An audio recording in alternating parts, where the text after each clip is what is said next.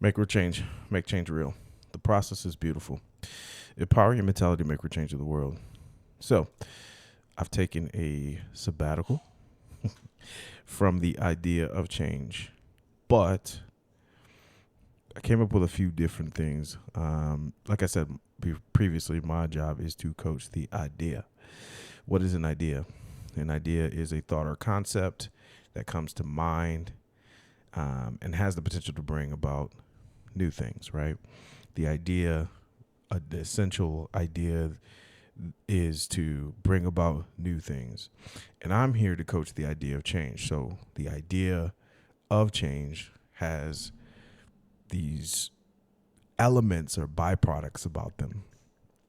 And I talk about what is a process. And basically, a process are the steps that it takes, right? So the idea process is first you have an idea, then you take some steps to set this idea in motion so that you can make your ideas real to you.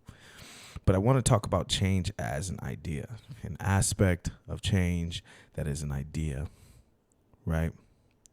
So I start this whole thing with the best book in the world, right? Bible. Okay. And I start with this idea. And we got to talk about God's idea for us. And the best scripture is the beginning, right? Let's start at the beginning. But this powerful idea is in Genesis 1 and 2. It says, the earth was without form and void, and darkness was on the face of the deep. And the Spirit of God was hovering over the face of the waters. So, in that idea, what are we talking about? The earth was formed without form and void. That means there was no earth. Conceptually, there was nothing, right? Darkness was on the face of the deepness of the darkness. So when I see that, I think there was no earth. In our minds, we look at like Big Bang Theory, right? This was before then. The universe didn't have anything. There was just nothingness and void and darkness. If you ever look into somebody's pupil, what do you see? Take a deep look in their pupils. Don't shine any light into there because there's no light now. That was our universe. Looking into the black hole. But however, there was a thing called the Spirit of God. The Spirit of God. And what was it doing over this black hole? Right?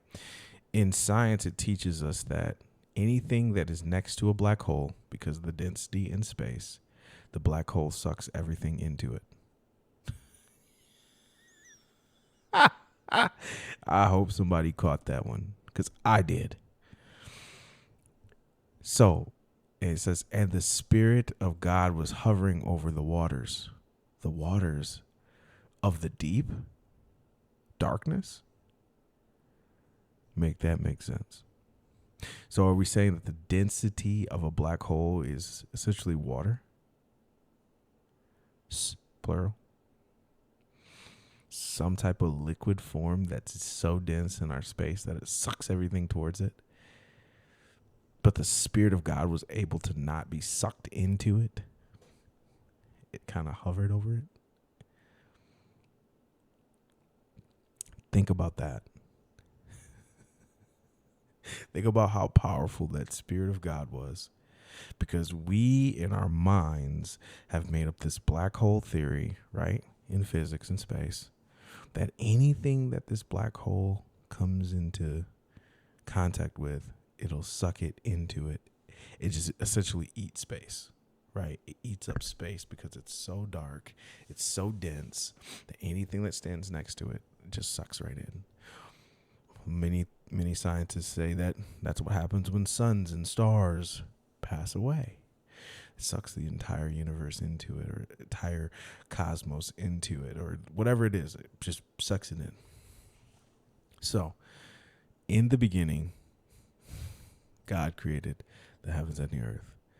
The earth was without form and void, and darkness was on the face of the deep. And the Spirit of God was hovering over the face of the waters. So think about that. This particular thing, in the next 3 verses, or the next verse, it says, "Then God said, let there be light." Now I'll go ahead in the people, flashlight in there. What do you get to? Let there be light. And there was light. So now we look in the people. There's light now. Flash. Big bang. And we look in the back of the eye and the pupil, and now we can see a reflection, right? We see a powerful reflection. And when you get to the back of the eye, there's the look at the anatomy of the eye. You can see. You go through the lens. The lens is a reflection, and it refracts the light, so that whatever you're looking into reflects whatever you're looking out. Total concept. As a result, this whole concept formulates the bigger picture of our lives. That is conception, that is idea, and that is essentially is creation at its finest.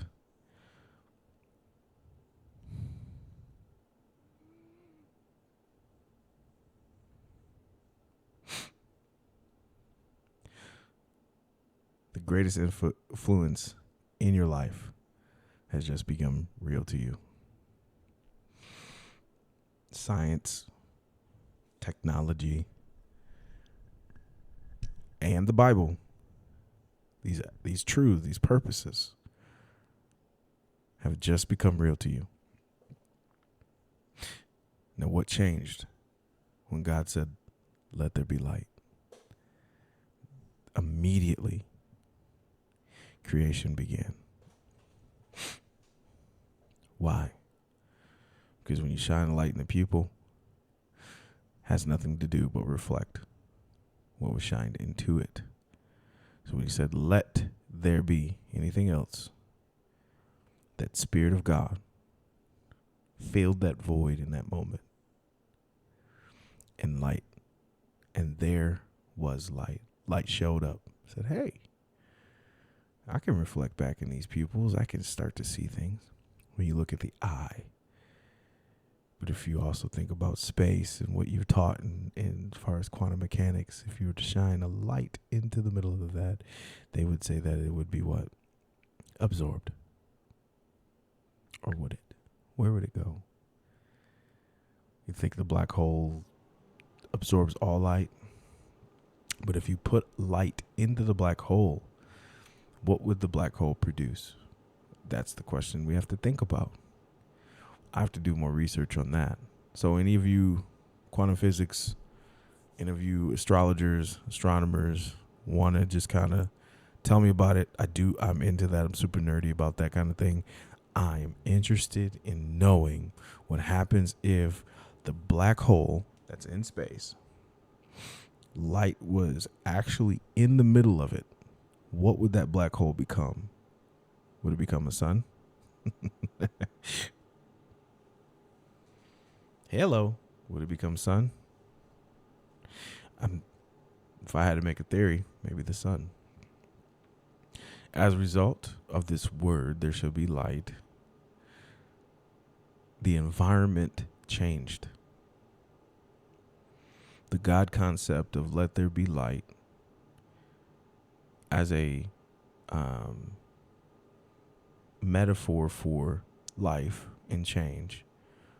The entire environment around this deep changed just by one word,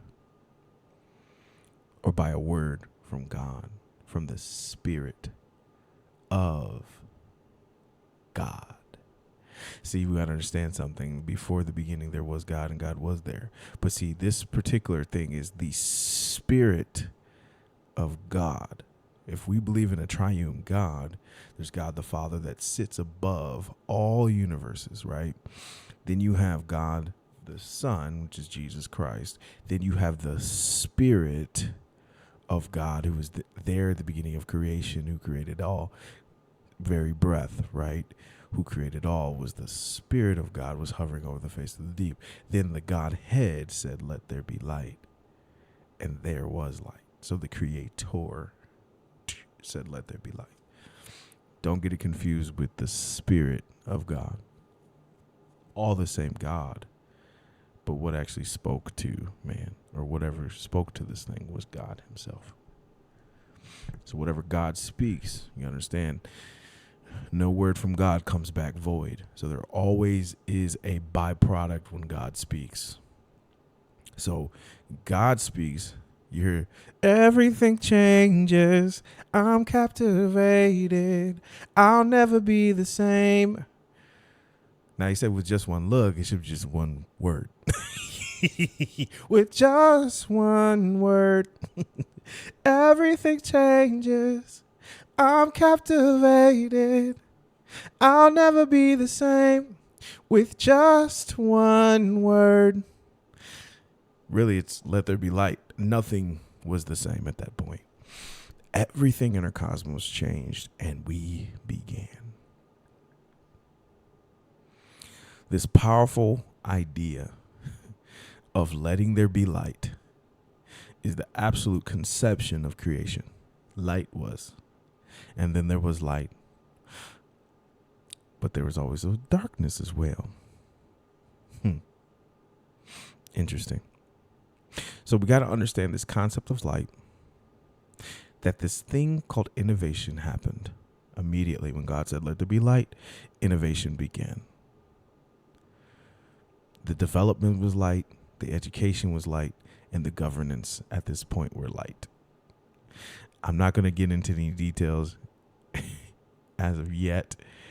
I'm going to kind of milk this thing because you're probably like, what are you talking about? Good. If I got your attention, good. Hopefully I grabbed it. So let's talk about change. What is this idea? But you got to understand, that's the original concept. But what is change? So change refers to a process of transitioning from one state, condition, or situation to another. It involves a shift or an alteration in something's form, structure, behavior, or characteristics. Change can occur in various aspects of your life. So change happens various aspects. And even it happens like daily. Like you experience some version of change, some aspects of change every single day. You have to change directions. You have to make a right, not a left. You may have to calibrate on your GPS system. There is some form of change that happens throughout your day. And when it happens, there's some things that occur. There's some things physiological that occur. There's some things that you do innately as a human being, and there's some things that you won't do innately as a human being when change is at your door. So change can occur in various aspects of your life, including personal, social, organizational, or environmental. It can be driven by internal factors, such as choices. It can be driven by external factors, so things that are outside of you, such as like societal change. Like this is an election year. Society is going to change some things. We're going to have to work through some political challenges. We're going to have to work through our economic differences. We're going to have to work through all of those things, those factors, right? And they can be societal, they could be technological, or they can be environmental forces. So like the weather changing. Shoot, when I moved to Nebraska, holy smokes, never in a million years would I thought it'd be so close to tornadoes. As a kid growing up, I was afraid of tornadoes. Scared me. I used to have dreams about being in tornadoes. Now my dreams as an adult, I'm actually like in cars riding tornadoes. Like, whoa, wow. literally praying to God, because tornadoes are things that happen that are completely out of your control. You don't know where it's going to hit. You don't know when it's going to hit. You can't predict who's going to get hit. All of a sudden, you just in the middle of it. Like, oh my God, I'm in shelter now. Wind is howling and we're just getting blown. Like,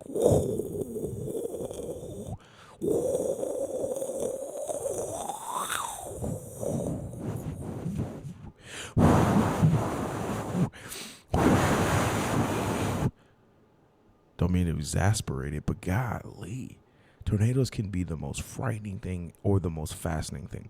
And people out here in Omaha are different. They will sit outside and watch these things.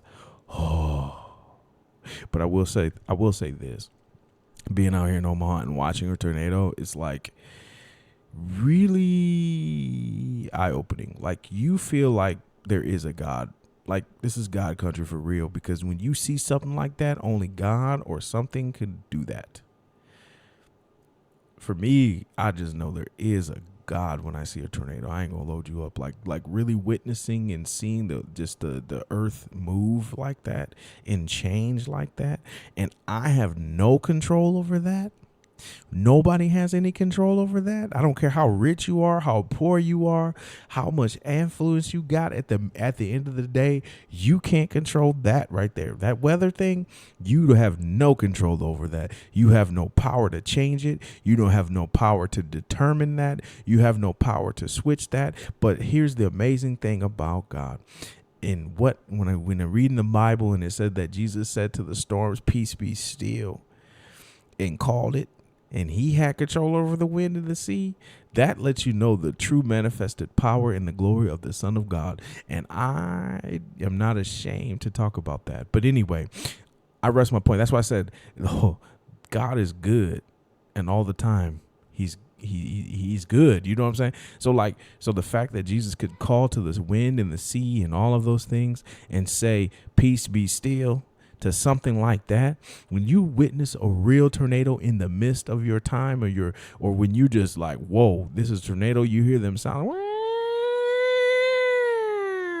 you hear all that going on around you and people panicking, and then some people fascinating and chasing these things down and trying to see the twisters and all that kind of stuff. It makes you think. At least it makes me think, because I like to read the Bible and I like to listen to the Bible stories and I like to just kind of look into the concepts and that kind of thing. But the fact that Jesus said, "Peace, be still," to something like that and had the power over it, come on now. How could you not believe? And I see why he was frustrated. He like y'all still don't understand I was there from the beginning. You still don't understand that the Spirit of God was hovering over the deep in the darkness. And then God said, "Let there be light," and there was light. Come on now. Y'all don't even believe that. You don't believe in the power. You don't believe in the manifested power even when you see it.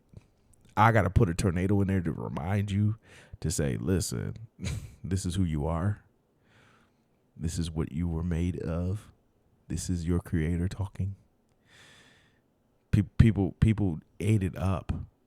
Social media went crazy. I got so many texts from people. "You all right? You okay? You safe?" My family members I ain't talked to in years. "You okay? You safe?" "Yeah, I'm good, Auntie. I'm good. I'm good, cuz we straight." You know what I'm saying? Me and mine is good. "Y'all okay? Y'all okay out here in Nebraska?" "Yeah, I'm good." Anyway, I digress.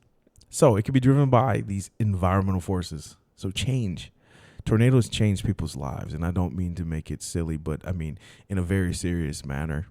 It changed those people who were impacted, those people who lost their homes, people who lost their businesses. There's people who've lost like brand new dream homes.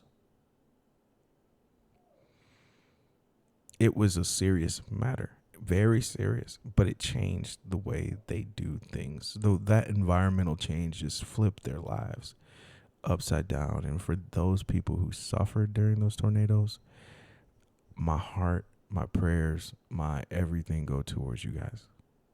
Because the things that you have to endure and the changes that you had to make impactful in your life. losing everything and then having to change addresses. Some people changing school districts just because of something like that happened that was environmental and out of their control, an external factor. Change, right? It's important for us to understand that change can be gradual and it can be incremental, right? It can happen very, very steady. You can have change over time, like progression. Progress is something that is incremental.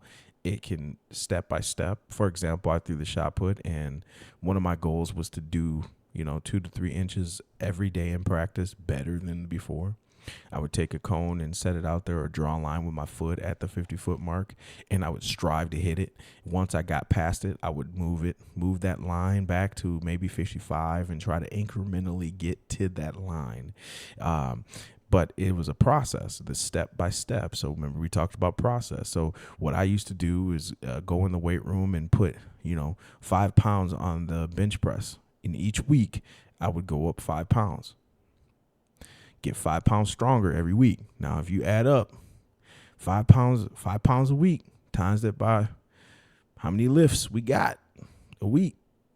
Now you can push some weight because incrementally you're going up, and it's gradual change over time that happens, right? Sometimes change is not gradual or incremental. Sometimes it is abrupt and disruptive, like the tornado. You don't know when it's going to touch down, and it changes everything for you. Abrupt and disruptive. Divorce can be disruptive, abrupt. Death, someone dying in your life, that's abrupt and disruptive. Especially if children losing parents, that's abrupt and disruptive. That change, or CPS worker removing a child, God forbid, from their parent, right? That's abrupt and disruptive change, right? Trauma is abrupt and disruptive change. People who go through those types of immediate traumas, abrupt and disruptive. Motor vehicle accidents, abrupt and disruptive change, right? Change can also be unplanned and unexpected. Hey, we've all been there. Were you trying to have that baby, or were you, you thought you was, what I'm saying? Thought you was good. That game wasn't working for you, right? So unplanned, parents, unplanned change, right? I wasn't planning for that. I'm in my 40s. How could we have a baby? Miracle, right? I wasn't planning for that. Unplanned change. Getting fired. Nobody plans to get fired from a job. Unplanned, unexpected. So it's also, those unplanned things are most likely imposed externally, circumstances or events beyond your control. I mean, I did put a condom on. Yes, you did, but you still, a lot of things happen in those moments beyond your control. Okay. The examples of change that are unplanned and unexposed or results of an event beyond one's control are dangerous, right? And negatively influence the ideas in your life. So the original pattern or the thing that you were trying to accomplish, it becomes difficult for you now. It now becomes a challenge for you that you were not expecting, right? You weren't expecting to have that oh, I'm pregnant moment, right? You weren't expecting to have this, I wasn't planning for that. Oh man, I wasn't planning to lose my job.